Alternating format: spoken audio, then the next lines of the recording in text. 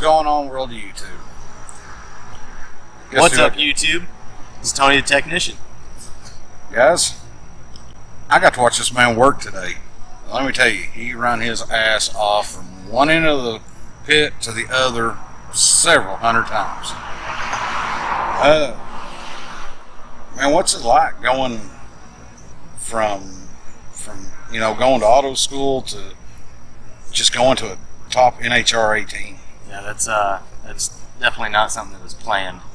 I mean, yeah, it's been a big dream, but nowhere did I ever think that I would get a job like this. So I had always planned the automotive side. But when I got the opportunity to do this, obviously I wasn't going to pass it up as long as my wife was okay with it.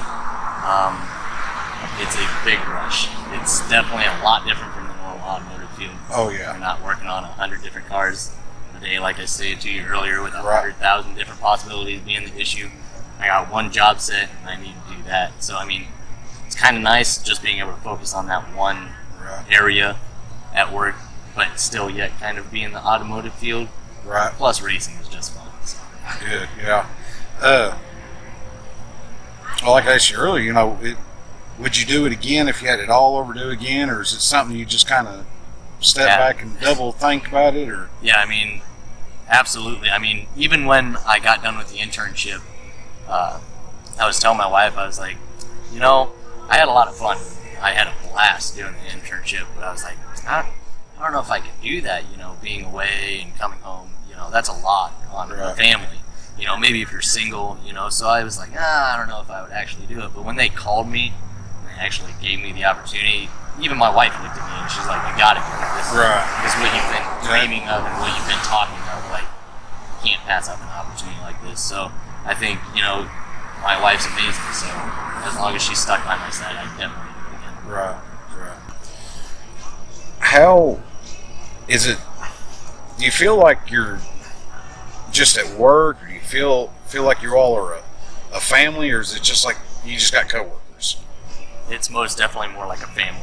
Like, it's not your normal job, obviously. You're spending a lot more time with the people on your team than you would almost any other job. It's actually a lot similar to the military, as not as far as the work, but as far as like having to work together. Like, you're with each other not only at work, but after work you go out to eat.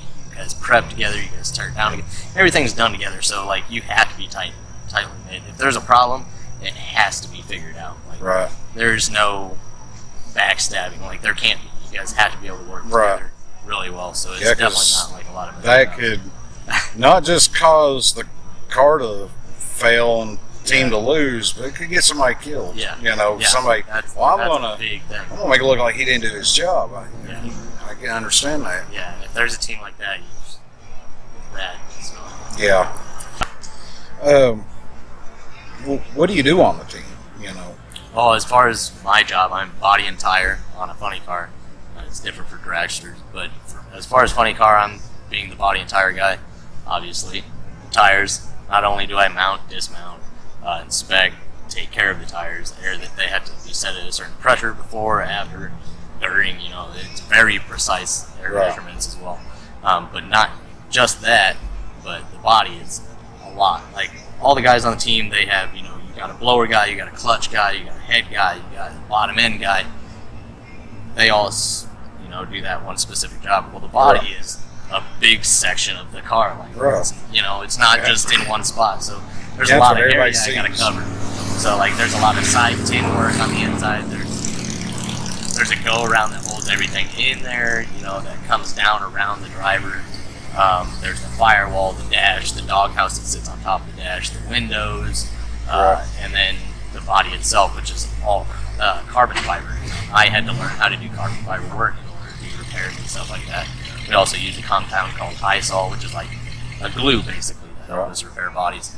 But it was definitely a big learning curve. Yeah. So I know I've seen you under that body. Yeah, there's a lot of tree work under there. You got to check welds. There can be small cracks in it, and that's life or death situation. So you have to advise people.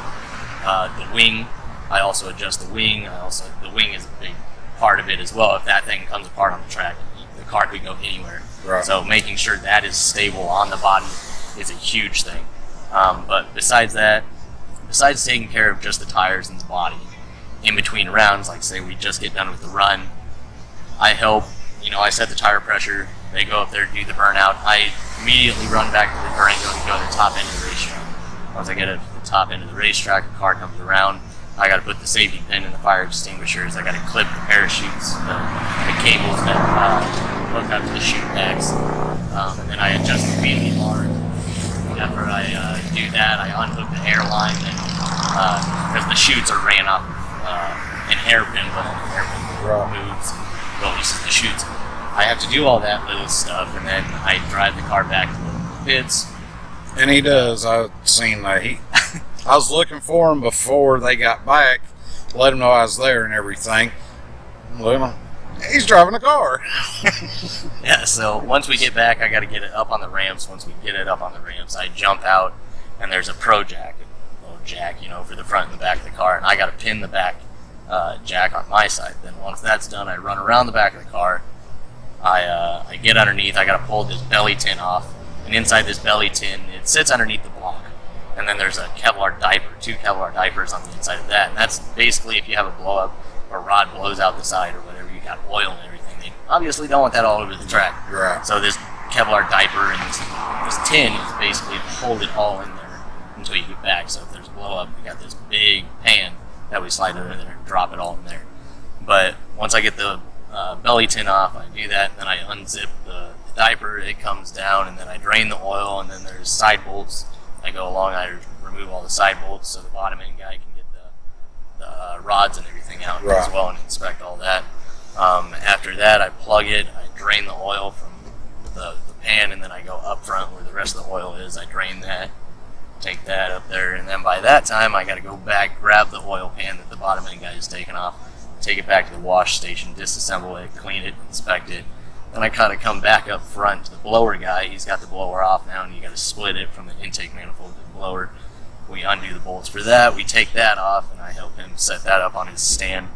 And then once that's done, I go finish the oil pan, bring it back to the bottom end guy, release the air and stuff out of the tires to get them back to the right size, drain the puke tank, and then after that, I'm basically waiting anywhere from 7 to 15 minutes on the tires to let them string back down. And during that time, I'm inspecting the spoiler, the wings, all the wickers on the body. There's a lot. I'm nut and bolt checking as much as I possibly can. And then I'm wiping down the body, and people are all like, oh, all he's doing is wiping down the body. The big part of wiping down the body isn't just to, clean the body. That's when you're inspecting all of the body. You make sure all the cracks, there's some cracks that you can have, but you just got to keep an eye on, make sure they're not spreading any bigger or anything like that. But yeah, I know. You pretty much stayed busier. I know a lot of guys were working, but they were just on the head. Yeah, they can stay in one spot, which is like we all have a lot of work to do, but you were all over that place like a cat chasing a Barney yarn across the floor. I mean, he was all over the place. Where do you see your YouTube channel, going? Where would you like to see it go? And are you think about maybe incorporating some of your career with the channel? Or well, as far as the YouTube channel, I'm definitely not going to quit. Obviously, a lot of you guys, if you do watch my channel, I used to put out a video almost every single day of the week, except for maybe Sunday. Well, now I'm down to maybe a video every week, maybe 2 videos a week. Right. And I'll probably keep that, just a consistent video or 2 every week. It'll probably stay like that.